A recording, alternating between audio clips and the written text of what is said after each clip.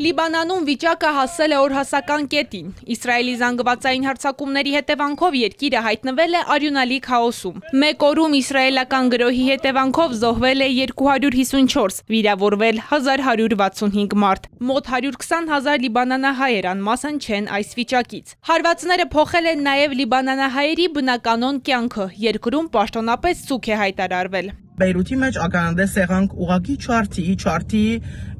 մարդասպանության ամենամեծ ոճիրի պատերազմի սկիզբնի վեր, որովհետև երկրի գլխուն դեղած 160 ռումբ նույն ադեն 10 վայրկյանի մեջ հարվածվեցավ 100 թիրախ, օգտագործվեցավ, ինչպես նշեցի, 160 ռումբ եւ 50 ռազմական օդանավեր, որբեսի Իսրայելը հասնի իր նպատակին։ Իսրայելի նպատակը հստակ էր, արդեն Նեթանյահուն հայտարարած էր, որ այս զինադատարին Լիբանանը մաս չի գազմեր եւ Հեզբոլլան որպես պատերազմի մասնագիտ, Իրանի պաշտպան պատերազմի մասնագիտ, այսպես ասած, քինը պիտի վճարե իր մասնակցության։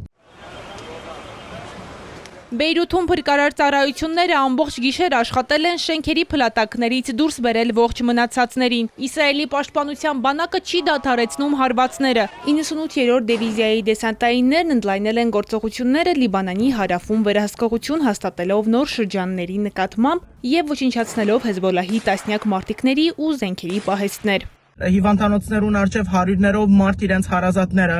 անհետ գորածներ, շենքերում մեջ ողջ հոգիներ, օգնություն գանչող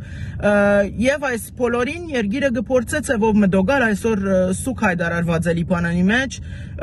փակ է երկիրը, որովհետեւ ինչպես նշեցի, ավելի քան 180 զոհ կա, ավելի քան 890 երեկվան հաշվարկով։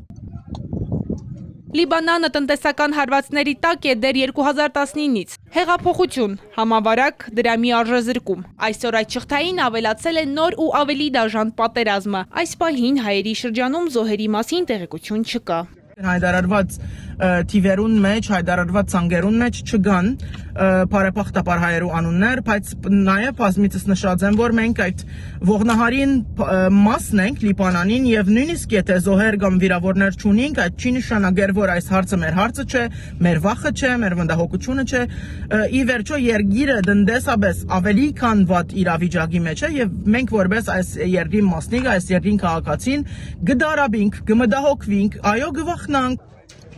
Լիբանանահայերը լինելով երկրի լիիրավ քաղաքացիներ նույնպես հայտնվել են ծանր սոցիալ-տնտեսական անվտանգային իրավիճակում, հույս ունենալով, որ խնդիրը կլուծվի բանակցային ճանապարհով եւ կհաստատվի հրադադար, որը կներառի նաեւ Լիբանանը։ Ալինա Սահակյան, Էպիկենտրոն։